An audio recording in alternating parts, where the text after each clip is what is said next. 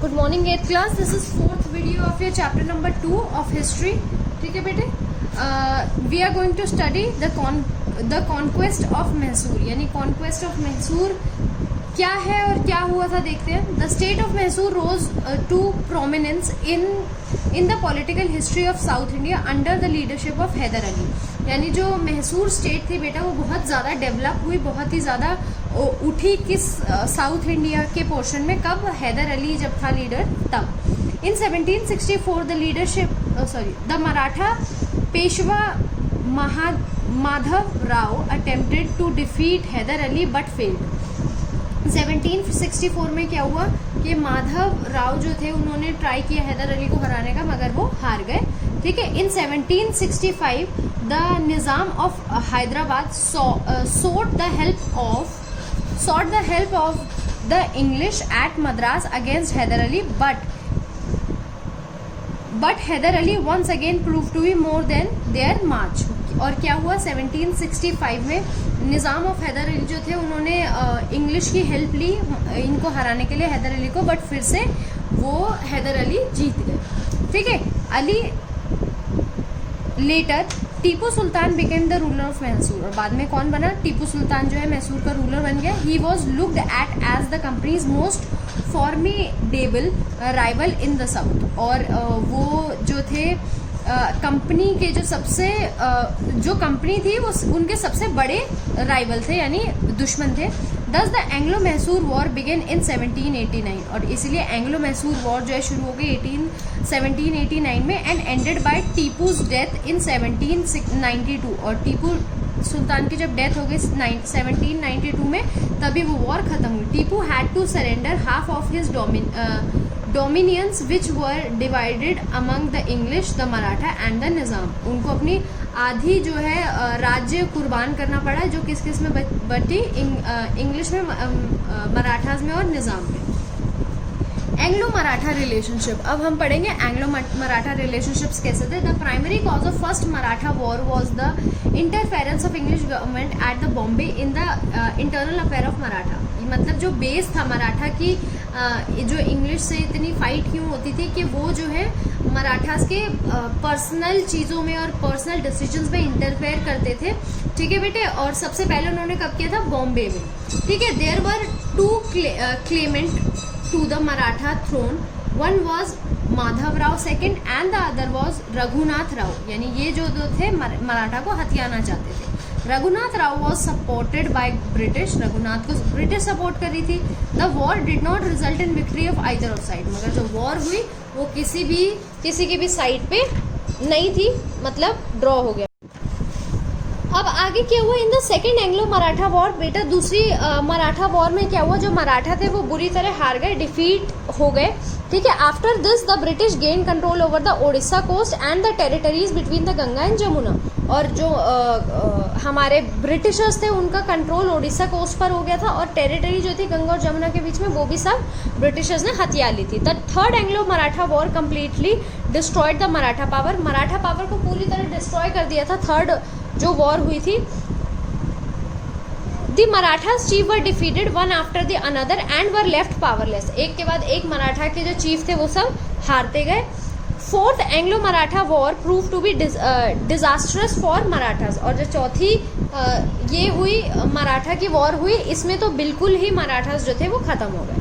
British expansion. अब हम पढ़ेंगे ब्रिटिश का कैसे एक्सपेंशन हुआ. लॉर्ड कॉर्नवालिस, जो लॉर्ड कॉर्नवालिस थे, उन्होंने इंट्रोड्यूस की कई सारे रिफॉर्म्स जो एडमिनिस्ट्रेशन के हर ब्रांच को अच्छे से टच करे. यानी वो हर चीज़ को, चाहे छोटी हो चाहे बड़ी हो, इंडिया की हर चीज़ को देखना चाहते थे, हर चीज़ का कंट्रोल अपने अंडर लेना चाहते थे. It was succeeded by Lord Wellesley. और ये किसने उनकी हेल्प करी और किसने ये करने में उनकी सहायता की? लॉर्ड वेलेस्ली ने. ठीक है. और क्या हुआ बेटे? Who began the forward policy. उन्होंने क्या स्टार्ट की? फॉरवर्ड पॉलिसी एक स्टार्ट की. And decided that the time was ripe for beginning as many Indian states as possible under the British control. और उन्होंने क्या बोला कि अब समय आ गया कि जितनी भी इंडियन स्टेट्स हम अपने अंडर ले सकते हैं हम लेंगे. ठीक है बेटे। Moreover the trading and the industrial classes of the British desire further expansion in India. जो ट्रेडिंग थी और एक्सपेंशन, जो ट्रेडिंग कंपनीज थी वो भी इंडिया में काफ़ी ज़्यादा एक्सपेंशन चाहती थी, ब्रिटेन की जो थी।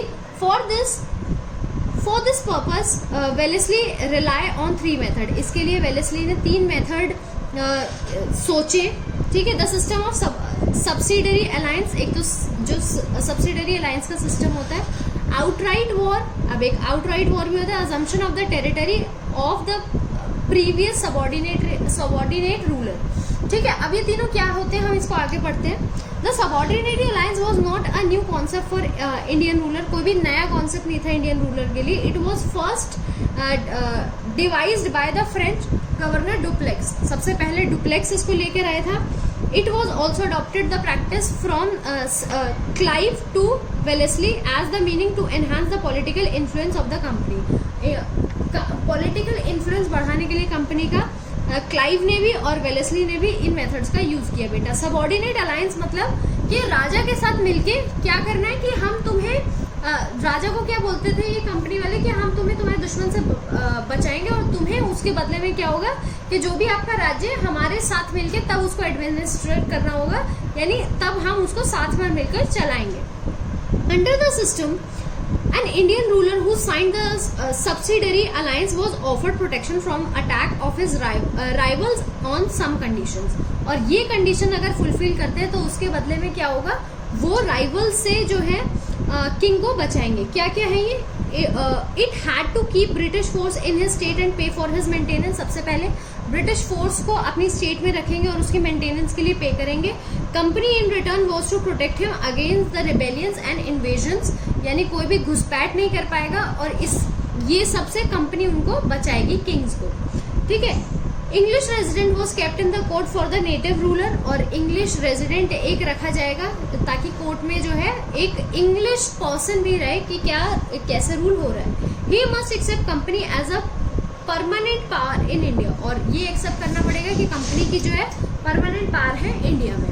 The native ruler was not allowed to employ in his service any other European, American and any other citizen of the enemy state of English, ठीक है। और क्या था कि ब्रिटिशर्स के अलावा कोई भी दूसरी उनकी राइवल जो स्टेट थी उसको एम्प्लॉय अपने कोर्ट में नहीं करेगा, मतलब कोई यूरोपियन नहीं, अमेरिकन नहीं, कोई भी दूसरा सिटीजन नहीं।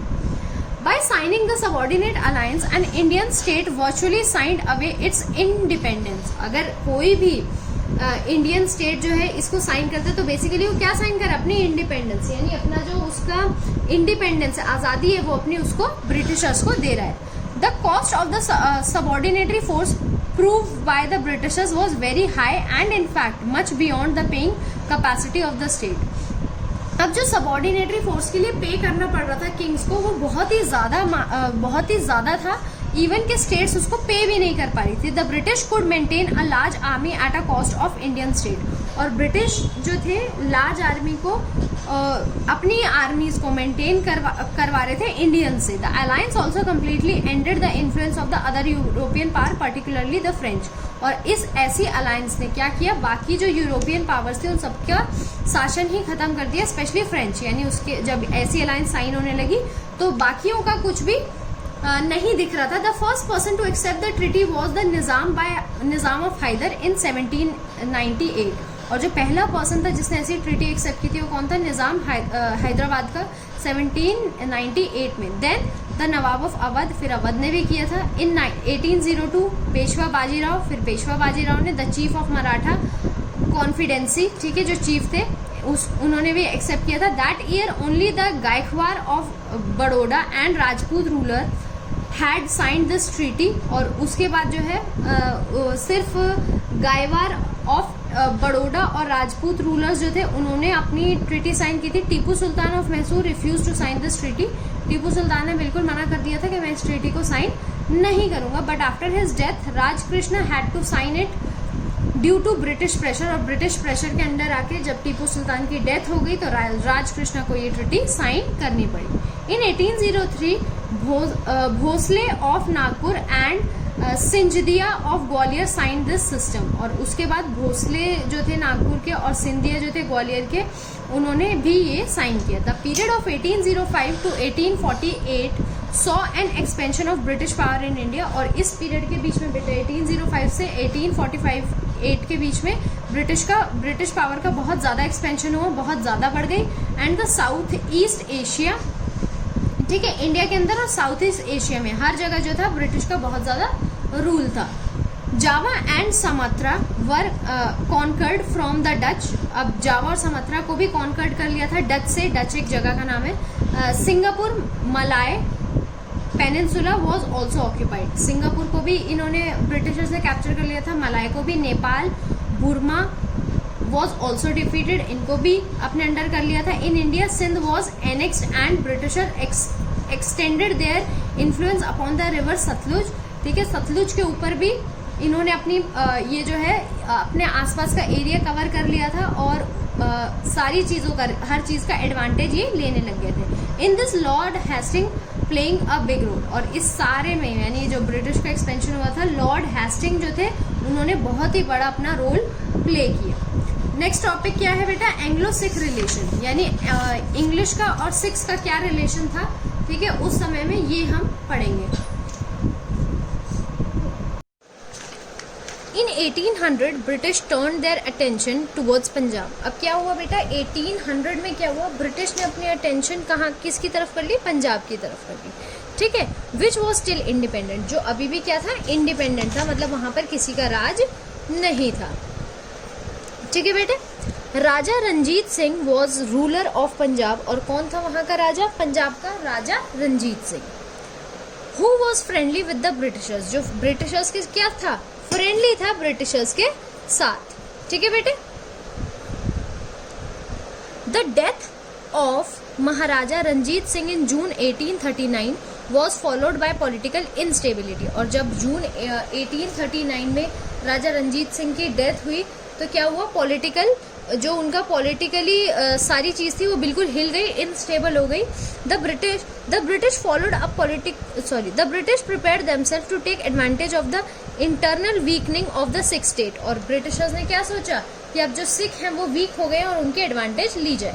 The first battle between the Sikh and the English was fought at Mudki on December 18, 1845, और जो फर्स्ट बैटल है सिख के बीच में और इंग्लिश के बीच में वो कब कहाँ पर लड़ी गई, मुडकी में, और December 18, 1845 में लड़ी गई। The Sikh was defeated and had to sign the treaty of Lahore, Sikh जो है वो हार गए और उनको एक ट्रिटी साइन करनी पड़ी, treaty of Lahore. The complete defeat of Sikh in second Anglo Sikh war sealed the fate of their kingdom, और जब दूसरी लड़ाई हुई तो उसने क्या किया, सिख का हर तरफ से क्या किया, मतलब सिख्स बहुत बुरी तरह हार गए, और क्या हुआ, उनका बिल्कुल सबको उनके किंगडम का जो सपना था कि चलो अब हम किंगडम को ले लेंगे, वो बिल्कुल ही छूट गया। Lord Dalhousie annexed Punjab on 29 March 1849. The annexion of Punjab extended the British territory in India upon the natural frontier of India towards the northwest. और क्या हुआ कि 18 जो हमारे ये थे लॉर्ड डलहौजी, उन्होंने क्या किया, पंजाब में उन्होंने मतलब हथियाने की कोशिश करी और हथिया भी लिया पंजाब, जो ब्रिटिशर्स के लिए बहुत ही अच्छा साबित हुआ, यानी उनका जो नॉर्थ वेस्ट का फ्रंटियर था वो भी उनके हाथ में अब था। Lord Dalhousie and Britishers expansion, अब लॉर्ड डलहौजी का क्या रोल है ब्रिटिशर्स एक्सपेंशन में बेटा, ये पढ़ते हैं। Lord Dalhousie use his famous doctrine of lapse to annex various native state to the British empire of India, यानी लॉर्ड डलहौजी जो थे उन्होंने अपना फेमस डॉक्ट्रिन या डॉक्ट्राइन भी बोलते हैं इसको, ऑफ लैप्सी, उसको यूज करके कई सारे नेटिव प्लेस जो हैं ब्रिटिश के अंडर करवाए। The doctrine of lapse provide that in case the ruler of independent state died without a natural heir to succeed him, his state could be annexed to the British territory. यानी क्या था ये doctrine of lapse, यानी अगर कोई राजा मर जाता है, ठीक है बेटे, अगर कोई राजा मर जाता है और बिना ये बताए, मतलब उसके आगे राजपाट संभालने के लिए कोई लड़का नहीं होता, तो वो राज्य किसके अंदर आ जाएगा, ब्रिटिश टेरिटरी के अंडर आ जाएगा। दो states which are annexed on the basis of doctrine of lapse were Satara, Jaitpur and Sambalpur, Baghat, Udaipur, Jhansi and Nagpur. यानी ये सारी स्टेट जो है डॉक्ट्राइन ऑफ लैप्सी को अप्लाई करके ब्रिटिशर्स ने क्या किया बेटा, छीन ली। In some states the ruler had heirs waiting for their throne, their states could not be covered under the doctrine of lapse. यानी अगर किसी का बेटा जो है, जो वेट कर रहा है कि मतलब अगर उनके फादर की डेथ हो जाती है तो वो उसको ले लेगा, उनका बेटा थ्रोन पे आ जाएगा, यानी ये शासन को संभालेगा, तो वो जो है डॉक्ट्राइन ऑफ लैप्सी के अंडर नहीं आता है। Thus the British use other means to conquer these states। तो ब्रिटिशर्स ने अलग तरीके का स्ट्रैटेजी किया ऐसी स्टेट्स को कवर करने के लिए। Nawab Wajid Ali Shah was accused of having misgoverned his state and of refusing to introduce reforms. अब क्या हुआ, जो नवाब वाजिद अली शाह थे उन्होंने क्या किया, he accused of having misgoverned his state. यानी क्या उन पे इल्ज़ाम लगाया गया कि वो अपनी स्टेट को अच्छे से गवर्न नहीं कर रहे हैं और अच्छे से रिफॉर्म नहीं ला रहे। His state was therefore annexed in 1859 और ऐसे इनकी स्टेट भी ले ली गई। डलहौजी ऑल्सो अबॉलिश सर्टेन बेस dignitaries and person in view to the fact that they do not apply to all simply on the basis of heredity।